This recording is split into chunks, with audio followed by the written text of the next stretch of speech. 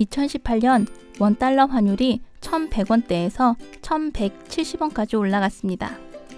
1년 전에 달러를 많이 사두었다면 지금쯤 수익을 많이 얻을 수 있지 않았을까? 이렇게 생각하는 분들도 분명 있었을 겁니다. 하지만 이런 믿음은 정말 아무 근거가 없습니다. 다음 그래프를 보면 쉽게 이해할 수 있을 겁니다.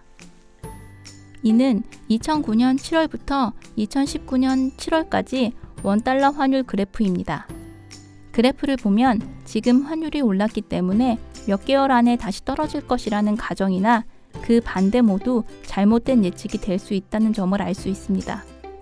오랜 기간이 지나면 제자리로 찾아갈 수 있겠지만 단순히 올랐기 때문에 떨어진다던가 그 반대의 예측은 무척 위험합니다. 그럼 환율의 변화를 어떻게 예측할 수 있을까요? 단기적으로는 환율 역시 자산의 가격이기 때문에 외환시장 자체에 영향을 받습니다. 시장에서 사고파는 양에 따라 일시적으로 변화할 수 있다는 의미입니다. 금융시장에서는 이걸 보고 흔히 기술적인 요인이라고 합니다. 하지만 환율 변화의 더 근본적인 원인은 이 통화를 가진 나라의 경제가 얼마나 건강하냐입니다. 그렇다면 어떻게 나라의 경제가 건강한지 알 수 있을까요?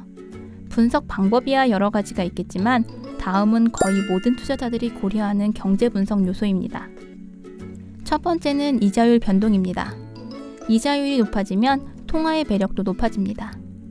한 국가의 이자율이 높다는 것은 그 돈을 가져다 저금만 해도 종전보다 높은 이자를 받는다는 말입니다. 즉, 자산이 더 많은 수익을 낸다는 의미입니다. 당연히 그런 자산을 취득하기 위해서 투자자들은 우선 통화를 바꿀 겁니다. 통화에 대한 수요가 늘어나면 가격은 올라갑니다. 이런 이유로 미국 연준의 기준금리 결정에 투자자들이 긴장을 하는 거죠. 다음은 인플레이션입니다. 이자율이 아무리 올라가도 그 이유가 인플레이션 때문이라면 별로 소용이 없습니다. 같은 통화로 살 수 있는 가치는 오히려 떨어지기 때문이죠. 일반적으로 안정적이면서 적당한 수준의 인플레이션을 유지하는 나라의 통화를 투자자들은 선호합니다.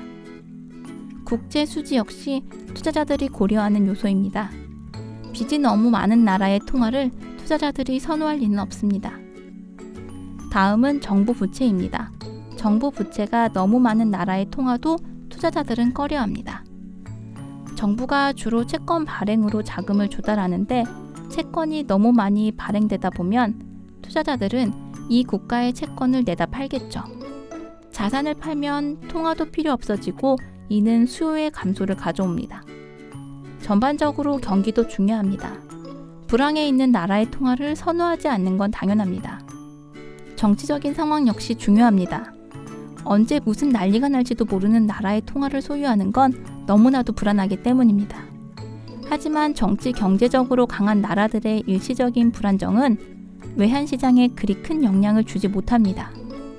하지만 이런 모든 요소를 고려했다 하더라도 예상과 다르게 외환시장이 움직일 수도 있습니다. 외환시장의 참가자는 투자자뿐만 아니라 중앙은행도 포함됩니다. 자국의 통화가 평가절하될 때 수출에 유리한 측면이 있습니다.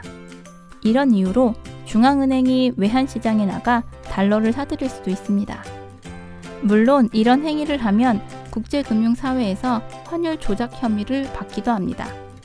미국은 이런 국가들을 환율 조작국으로 지정하여 직접적인 제재를 가하고 심할 경우 IMF의 감시를 받습니다. 이런 요소 역시 외환시장에 영향을 미칠 수 있습니다.